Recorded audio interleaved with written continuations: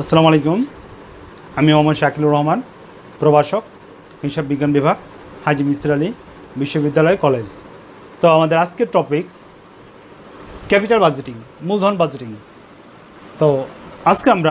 তো আমাদের আজকের টপিকস ক্যাপিটাল বাজেটিং, মূলধন বাজেটিং। তো আজকে আমরা মূলধন বাজেটিং চ্যাপ্টারটি আলোচনা করে যাচ্ছি। মূলধন বাজেটিং চ্যাপ্টারটি এসএসসি, ইন্টারমিডিয়েট এবং honours first year, third year, সিএতে আছে মূলধন বাজেটিং চ্যাপ্টারটি। তো প্রথম আমরা একটু বুঝি আর্থিক ব্যবস্থাপকের সিদ্ধান্ত বা অর্থায়নের সিদ্ধান্ত। অর্থায়নের সিদ্ধান্তকে তিন ভাগে ভাগ করা যায়: অর্থায়ন সংক্রান্ত সিদ্ধান্ত, বিনিয়োগ সংক্রান্ত সিদ্ধান্ত এবং লভ্যাংশ সংক্রান্ত সিদ্ধান্ত। তো আমরা প্রথমে একটু বুঝি অর্থায়ন সংক্রান্ত সিদ্ধান্ত কী, অর্থাৎ কোথায় বিনিয়োগ করা হবে, অর্থাৎ কোথায় বিনিয়োগ করা হবে, অর্থাৎ কোন উৎস থেকে আপনার অর্থ সংগ্রহ করা হবে, সেটা কীভাবে ব্যবহার করা হবে এবং সুষ্ঠুতা দিয়ে করা হবে, এটাকে বোঝায় অর্থায়ন সংক্রান্ত সিদ্ধান্ত। বিনিয়োগ সংক্রান্ত সিদ্ধান্ত, বিনিয়োগ সংক্রান্ত সিদ্ধান্ত বলতে কোথায় বিনিয়োগ করা হবে এবং কোন প্রকল্প অধিক লাভজনক হবে এবং তা নির্ণয় করা হচ্ছে বিনিয়োগ সিদ্ধান্ত এবং লভ্যাংশ সিদ্ধান্ত। অর্থাৎ কোম্পানি দুই ধরনের লভ্যাংশ প্রদান করে থাকে, ক্যাশ ডিভিডেন্ড এবং স্টক ডিভিডেন্ড। কোম্পানির জন্য কোন ডিভিডেন্ড দেওয়া সর্বোচ্চ উত্তম হবে সেটা লভ্যাংশ সংক্রান্ত সিদ্ধান্তে গ্রহণ করা হয়। এখন আমরা আলোচনা করব বিনিয়োগ সিদ্ধান্ত গ্রহণের প্রক্রিয়া। বিনিয়োগ সিদ্ধান্ত গ্রহণের প্রক্রিয়া। এখন আমরা আলোচনা করব বিনিয়োগ সিদ্ধান্ত গ্রহণের প্রক্রিয়া। বিনিয়োগ সিদ্ধান্ত গ্রহণের প্রক্রিয়ার প্রথম স্টেপ হলো বিনিয়োগ পরিকল্পনা করা। অর্থাৎ যে খাতে বিনিয়োগকারী বিনিয়োগ করতে চাচ্ছে সে খাতটি নির্ধারণ করতে হবে বা বিনিয়োগের জন্য কী করতে হবে, পরিকল্পনা করতে হবে। বিনিয়োগের জন্য পরিকল্পনা করতে হবে এবং প্রতিদান পূর্বানুমান। সেকেন্ড স্টেপ হলে বিবেচনা করতে হবে কি, প্রতিদান পূর্বানুমান। অর্থাৎ বিনিয়োগকারী যে তার অর্থ বিনিয়োগ করছে যে প্রকল্পে, সেই প্রকল্প থেকে কি পরিমাণ রিটার্ন আসবে সেটা কি করতে হবে, বিনিয়োগকারীকে আগের থেকেই বিনিয়োগ করার পূর্বেই পূর্বানুমান করতে হবে, ঝুঁকি পূর্বানুমান।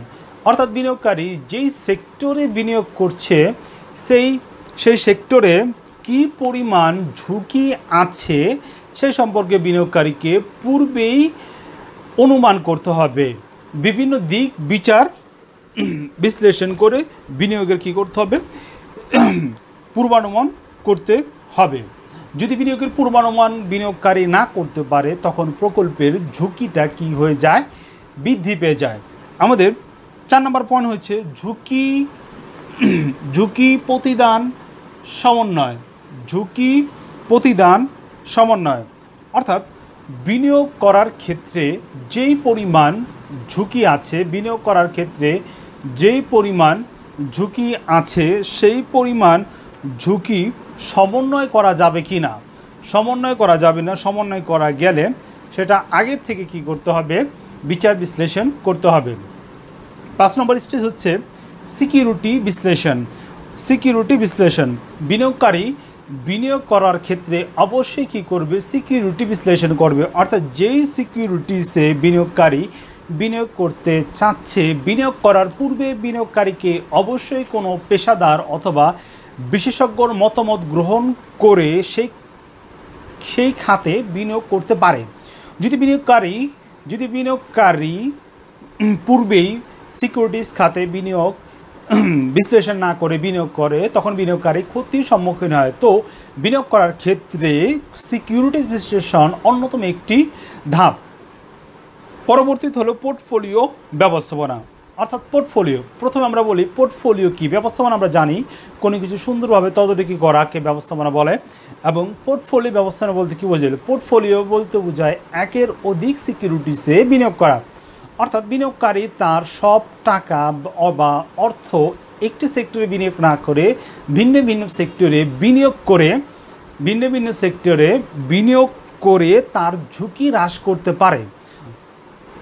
তো বিনিয়োগকারী বিনিয়োগ সিদ্ধান্ত গ্রহণের পূর্বে পোর্টফোলিও ব্যবস্থা করতে পারে। এবং লাস্ট স্টেজে হচ্ছে পোর্টফোলিও দক্ষতা মূল্যায়ন এবং সংশোধন। অর্থাৎ বিনিয়োগকারী যে পোর্টফোলিও ইনভেস্টমেন্ট করলো বিভিন্ন সেক্টরে, সেক্ষেত্রে বিনিয়োগকারী দেখবে কোন সেক্টর থেকে তার অধিক পরিমাণ মুনাফা হচ্ছে, সেই সেক্টরটি বিনিয়োগকারী বিক্রি করে দেবে সিকিউরিটিজ যেই সেক্টরে তার রিটার্ন সবচেয়ে কম হচ্ছে।